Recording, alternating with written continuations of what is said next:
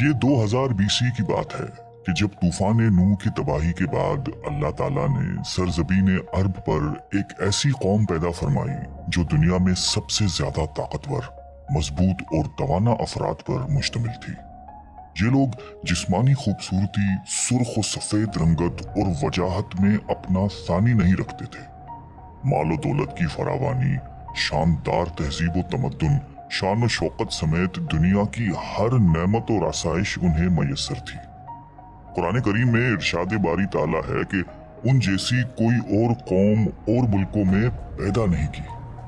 قوم عاد کے متعلق تفصیل سوائے قرآن کریم کے کسی اور مذہبی یا قدیمی تاریخی کتب میں نہیں ملتی۔ اس لیے اس قوم کی حالت کا نقشہ یا قرآن کریم کے ذریعے بن سکتا ہے یا پھر ان اثریات کے ذریعے جو محققین علم آثار نے ان کے بارے میں حاصل کی ہے۔ مورخین لکھتے ہیں کہ عاد نام کا ایک شخص حضرت نوح کی چوتھی نسل میں ان کے بیٹے سام کی اولاد میں سے تھا۔ چنانچہ اس شخص کی اولاد اور اس کی پوری قوم عاد کے نام سے مشہور ہو گئی۔ وہ اعرابی تھے جو بہت لمبے اور مضبوط ستونوں پر قائم کردہ عالی شان محلات میں رہا کرتے تھے۔ قرآن کریم نے انہیں ارم ذات العماد یعنی ستونوں والے کے نام سے یاد کیا ہے۔ ارم ان کا بہت خوبصورت شہر تھا جس کے آثار 1984 میں خلائی شٹر چیلنجر کی مدد سے دریافت کیے گئے ہیں۔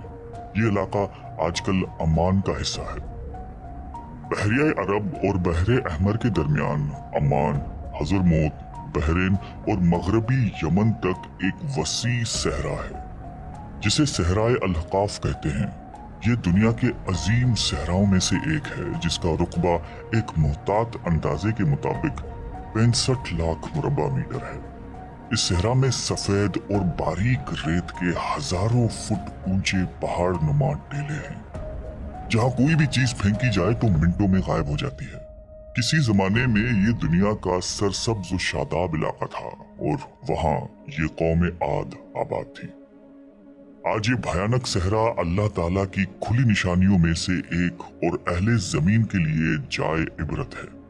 قرآن کریم میں ارشاد باری تعالیٰ ہے کہ وہ ارم جو ستونوں والے تھے جن کی مانند کوئی قوم ملکوں میں پیدا نہیں کی گئی۔ بعض مفسرین نے لکھا ہے کہ ارم عاد کے دادا کا نام تھا جیسا کہ ان کے شجرہ نسب میں بیان کیا گیا تھا۔ ڈاکٹر اسرار احمد تحریر فرماتے ہیں کہ عام مورخین کا خیال ہے کہ ارم قوم عاد کے شاہی خاندان کا لقب تھا۔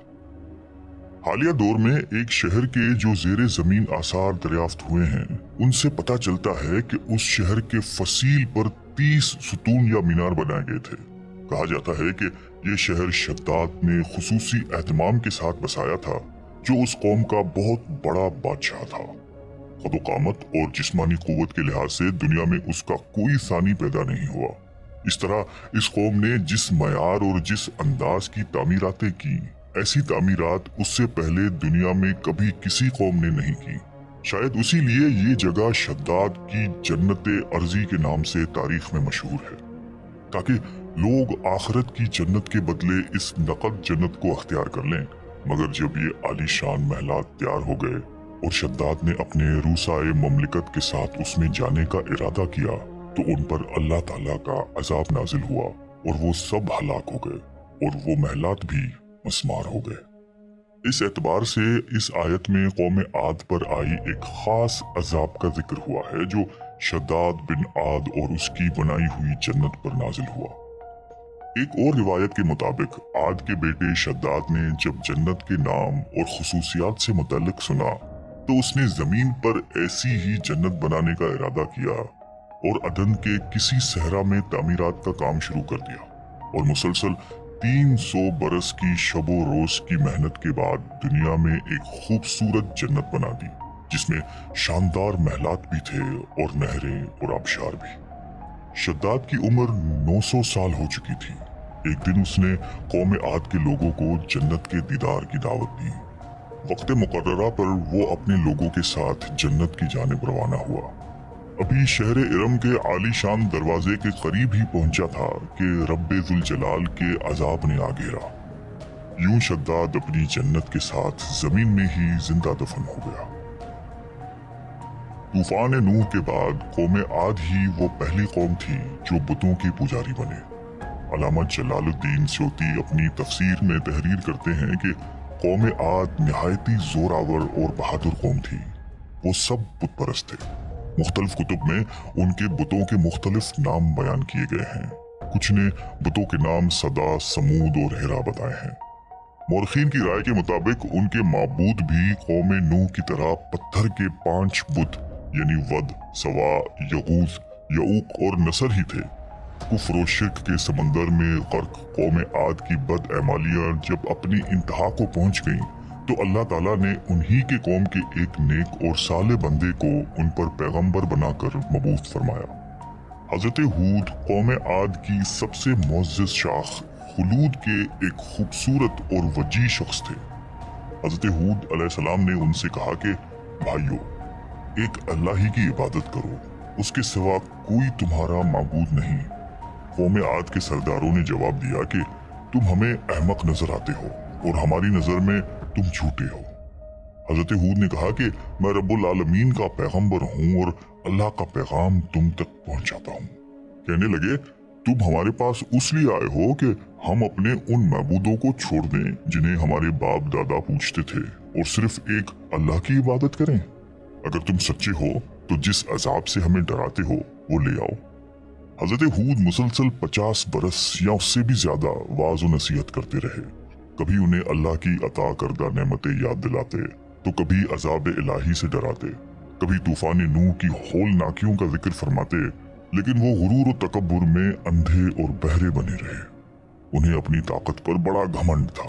इरशाद बारी ताला है कि कौम आद नाहक मुल्क में गुरूर करने लगी और कहने लगी कि हमसे बढ़कर कुव्वत में कौन है। कौम आद के 13 खानदान थे। अमान से लेकर यमन तक एक तवील इलाके में उनकी बस्तियां थीं। सरसब्ज शादाब खेत व खलियान, फलों फूलों से लुदे हुए बागात, मीठे पानी की बल खाती नहरें, खूबसूरत आबशारे और तंदुरुस्त व तवाना कवि, मजबूत और कदावर जिसामतें, इन्हीं सब नेमतों ने उन्हें शदीद घमंड में मुब्तला कर रखा था। हजरत हूद अलैहिस्सलाम ने अपनी कौम को राह रास्त पर लाने के लिए बड़ी जदोजहद की, लेकिन कौम आद आपको जादूगर और सहरज़दा शख्स ख्याल करते थे कि जिन्हें उनके पत्थर के बातिल खुदाओं ने दीवाना बना दिया था। बिलाखिर वो लम्हा भी आ गया कि जब हजरत हूद अलैहिस्सलाम ने बारगाह इलाही में दुआ फरमाई कि ऐ मेरे परवरदिगार, इन्होंने मुझे झूठा कहा है, अब तू मेरी मदद कर। फरमाया, ए नबी, ये थोड़े ही अरसे में अपने किए पर पछताने लगेंगे। अल्लाह ताला ने अपने नबी की दुआ कबूल फरमाई और कौम आद पर अजाब की इब्तिदा हुई। बादलों के फरिश्ते को हुक्म मिला कि अब बारिश न बरसाई जाए। चश्मों के फरिश्तों को हुक्म मिला कि उनके चश्मों और आबशारों को खुश्क कर दो। देखते ही देखते शादाबी वीरानी में बदल गई। मवेशी मरने लगे, फल अनाज नापैद हो गया। पूरी कौम खुश्क साली का शिकार होकर बदहाल और परेशान हो गई। ये सिलसिला मुसलसल 3 साल चलता रहा। नबी से कौम की ये परेशानी देखी न जाती थी। मुसलसल वाज़ो नसीहत करते रहते और फरमाते कि ए मेरी कौम, अपने परवरदिगार से बख्शिश मांगो, फिर उसके आगे तौबा करो। वो तुम पर आसमान से मीना बरसाएगा और तुम्हारी ताकत और कुव्वत में इजाफा फरमाएगा। कहने लगे, हूद, तुम हमारे पास कोई दलील जाहिर नहीं लाए। हम सिर्फ तुम्हारे कहने से ना तो अपने माबूदों को छोड़ने वाले हैं और ना तुम पर ईमान लाने वाले हैं। हम तो ये समझते हैं कि हमारे किसी माबूद ने तुम्हें आसेब ज़िदा करके दीवाना कर दिया है। उस जमाने में ये दस्तूर था कि कौमों को जब कोई मुश्किल आ घेरती तो वो बैतुल्लाह शरीफ जाकर अल्लाह के आगे आवाज़ारी करते और उनकी मुश्किल रफा हो जाती। यानी काफिर कौमें भी इस हकीकत को तस्लीम करती थीं कि इस अर्ज़ो समा के मालिक एक लाफानी कुव्वत मौजूद है। चुनांचा कौम आद के 70 सरकर्दा अफराद मक्का मुकर्रमा पहुंचे, जहां मुआविया बिन बकर की हुकूमत थी। मुआविया की मां का ताल्लुक कौम आद से था। मुआविया ने उनकी खूब आवभगत की। वो लोग 1 माह तक वहां रहे और बारिश के लिए दुआएं मांगते रहे। दुआ करवाने वाले सरदार का नाम कैल बिन अंबर था। अल्लाह ताला ने उन पर 3 रंगों के बादल भेज दिए, सफेद, सुर्ख और स्याह। फिर आसमान से निदा आई कि इनमें से एक को मुंतखब कर लो। कैल ने स्याह बादल को पसंद कर लिया क्योंकि वो खूब बारिश बरसाने वाला था। फिर निदा आई कि तूने हलाकत और तबाही को पसंद कर लिया है। चुनाचा अल्लाह ताला ने स्याह बादलों को कौम आद की जानिब हाँक दिया, जिसे देखकर पूरी कौम खुशी के शादियाने बजाने लगे। इरशाद बारी ताला है कि जब उन्होंने उस अजाब को देखा जो बादल की सूरत में उनके मैदानों की तरफ आ रहा था, तो कहने लगे ये तो बादल है जो हम पर बरस कर रहेगा। तो अल्लाह ताला ने फरमाया नहीं, बल्कि ये वो चीज है जिसके लिए तुम जल्दी करते थे, यानी आंधी जिसमें दर्द देने वाला अजाब भरा हुआ है। ये हर चीज को अपने परवरदिगार के हुक्म से तबाह किए देती है। गुनाहगार लोगों को हम इसी तरह सजा दिया करते हैं। अल्लाह ताला ने ये अजाब 7 रात और 8 दिनों तक मुसलसल जारी रखा। उस आंधी ने किसी जानदार को जिंदा नहीं छोड़ा। खारों, पहाड़ों, घरों, महलात और किलों के अंदर सबको फना कर डाला। हजरत इब्ने उमर रजी अल्लाह ताला अन्हु से मरवी है कि आप अलैहिस्सलाम ने फरमाया कि वो आंधी जिसके जरिए कौम आद हलाक हो गई थी, अल्लाह ताला ने उनके ऊपर सिर्फ अंगूठी जितनी जगह की मिसल हवा खोली थी। अल्लाह ताला ने उस खौफनाक आंधी से हजरत हूद अलैहिस्सलाम और उनके साथियों को महफूज रखा। एक मर्तबा हजरत आयशा सिद्दीका रजी अल्लाह ताला अन्हा ने आप अलैहिस्सलाम से दरियाफ्त किया कि या रसूल अल्लाह, लोग तो बादल देखकर खुश होते हैं कि अब बारिश होगी, लेकिन आपके चेहरे मुबारक पर तशवीश के आसार नजर आते हैं। आप अलैहिस्सलाम ने फरमाया कि आयशा, इस बात की क्या जमानत है कि इस बादल में अजाब नहीं होगा, जबकि कौम आद हवा के अजाब से हलाक कर दी गई थी। इस कौम ने भी बादल देखकर कहा था कि ये बादल है जो हम पर बारिश बरसाएगा। परवरदिगार आलम ने कुरान करीम में कौमों की तबाही के जो वाकयात फरमाए हैं, उनका असल मकसद यही है कि उम्मत मुस्लिमा उनसे सबक हासिल करे। अल्लाह ने कौम आद को ताकत व कुव्वत, माल व दौलत, शान व शौकत समेत दुनिया की हर नेमत अता फरमाई, लेकिन जब उसने नाफरमानी की और अपने नबी की बात मानने से बार बार इनकार किया, तो अल्लाह ताला ने उसे नेस्त व नाबूद कर दिया। हम सबको भी इनफरादी और इज्तिमाई तौर पर अपने रोजमर्रा के मामलात का जायजा लेते रहना चाहिए कि कहीं हम जानबूझकर या अनजाने में अल्लाह और उसके नबी अलैहिस्सलाम की नाफरमानी के मुर्तकिब तो नहीं हो रहे।